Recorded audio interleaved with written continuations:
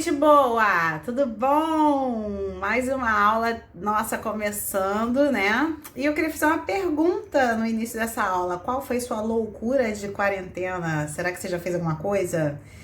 Tá comendo igual um doido, pedindo delivery? Já cortou o cabelo? Fez uma make diferente? Depois manda pra mim a resposta no formulário. Vou colocar até uma pergunta lá no final perguntando qual foi sua loucura de quarentena. Quero ver o que vocês estão fazendo, porque eu sei que muita gente, quando fica presa há muito tempo, acaba pirando, fazendo umas coisas assim meio loucas, né? Mas se cuidem, porque eu quero vocês lindos, inteiros e todos saudáveis no retorno às aulas. Bom, essa é a nossa terceira videoaula. Eu espero que logo, logo a gente esteja de volta na sala de aula, mas por enquanto esse vai ser o nosso contato. E ainda tem colegas que não responderam nenhum formulário, não estão trabalhando, não estão participando, pelo menos eu não estou vendo assim o retorno. Por favor, se você tem contato com esses colegas, entre em contato com eles, pergunta o que está acontecendo, fala que tem atividade para fazer, porque senão depois eles vão ficar extremamente atrasados em relação ao conteúdo de sociologia, beleza? Então a aula de hoje fala novamente sobre conter e nós vamos estudar um pouco da parte científica, da teoria de conter, o que foi de fato esse positivismo que ele criou. Vamos lá? A sociologia kantiana, o que é isso? Ele achava que a sociologia tinha que ser estudada igual a todas as ciências, né? Claro que não dá para colocar a sociologia no laboratório e olhar no microscópio a sociedade, não é assim. Mas ele achava que alguns métodos eram fundamentais no estudo de todas as ciências, inclusive das ciências sociais. Uma coisa que ele destacava sempre é que um cientista, ele não pode estudar as coisas por um viés, por exemplo, religioso. Não dá para você responder as coisas da ciência dizendo que tudo é atribuído a Deus ou ao sobrenatural, nem pelo lado da metafísica, como eles chamavam, que daqui a pouco a gente vai entender melhor o que era isso. Ele dizia que não dá, por exemplo, para responder com perguntas filosóficas, né? Por que alguém morreu? Ah, porque a morte é algo muito forte, né? Ele dizia que não dá para responder a ciência, né? Nenhuma ciência dessa maneira. Então ele achava que a gente tinha que usar para todas as ciências métodos científicos. Lembra do círculo virtuoso, né? Observação, teorização. Depois que você tem a teoria formulada, você vai para a comprovação. E se você comprova que é real, daí você tem uma conclusão científica. Mas se você não seguiu esses passos, não foi uma conclusão científica. Bom, para ele também, existem 3 princípios básicos do estudo da sociedade. Vamos ao primeiro, relativismo. O que Comte dizia que era esse princípio básico do estudo das sociedades? No relativismo, você entende que o ser humano ele só tem um conhecimento parcial das coisas. Por quê? Nós nunca vamos ter a totalidade dos conhecimentos, toda a sabedoria do mundo. Então, a ciência ela vai ter o limite do ser humano, né?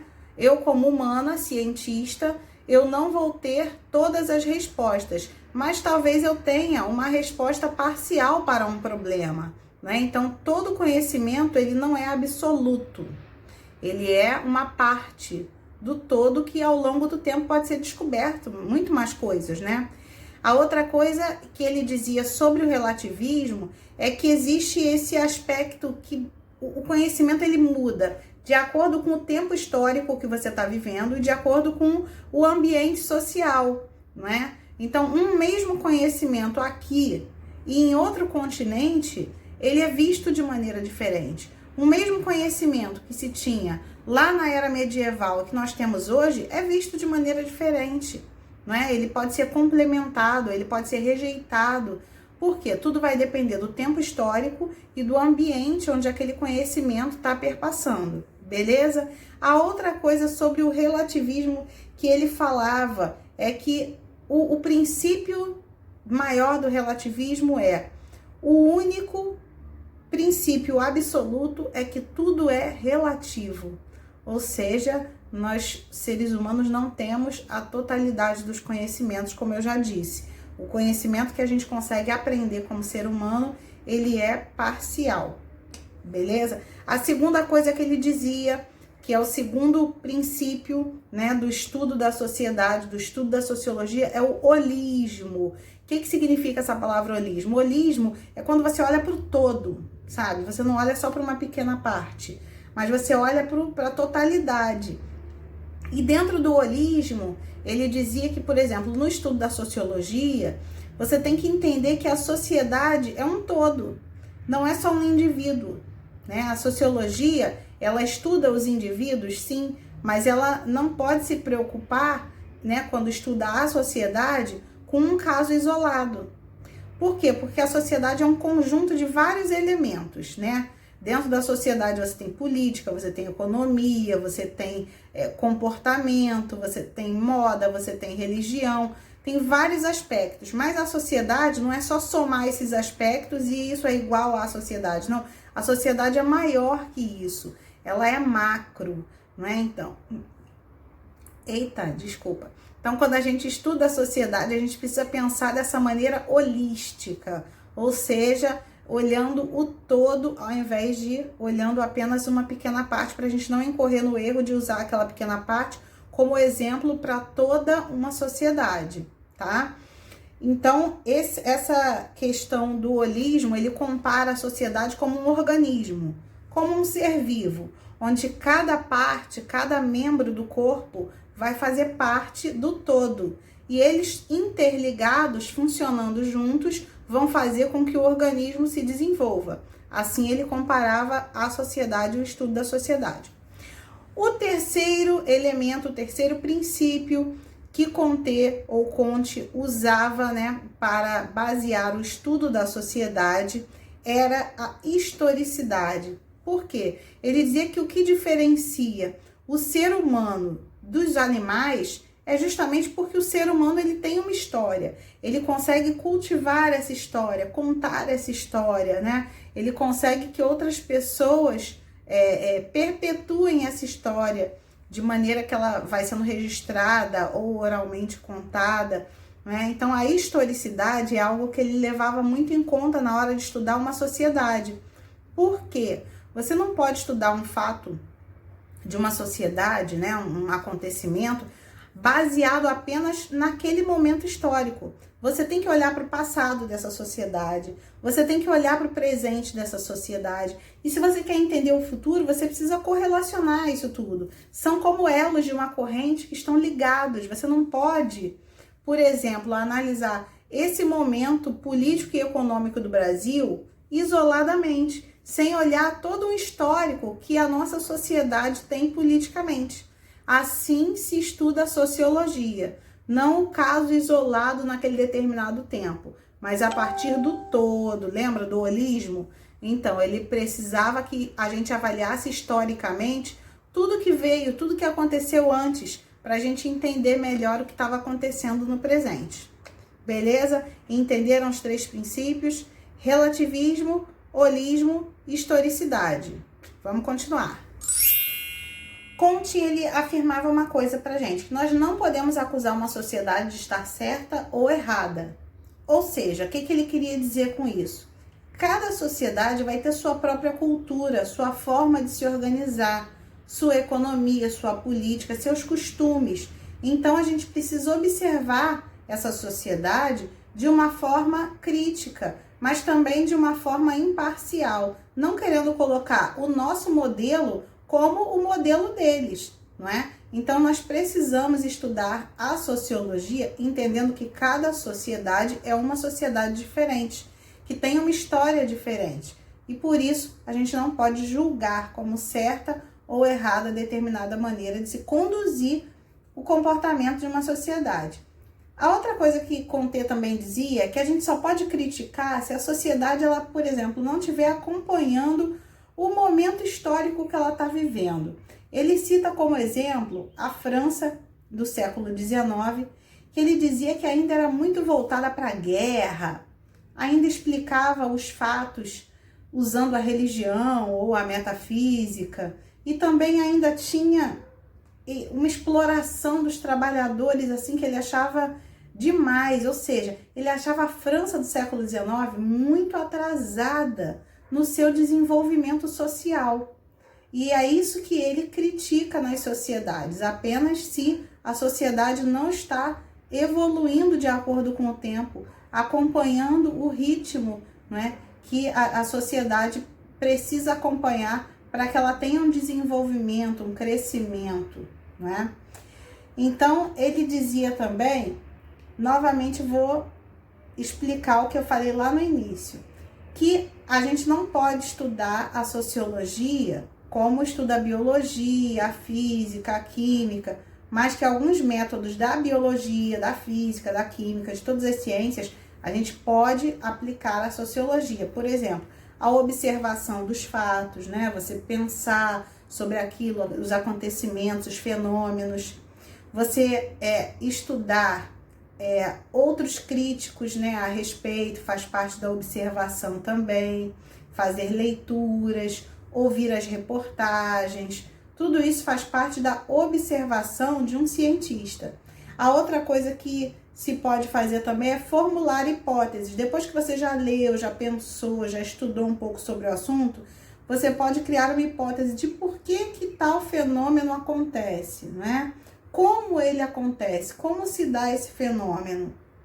E também você pode criticar publicamente uma teoria científica, como sociólogo, né? A sociologia, ela também pode criticar alguma teoria que foi feita e com base em outros estudos, num outro olhar, de forma acadêmica e científica, respeitosa, você pode criticar uma outra teoria sociológica.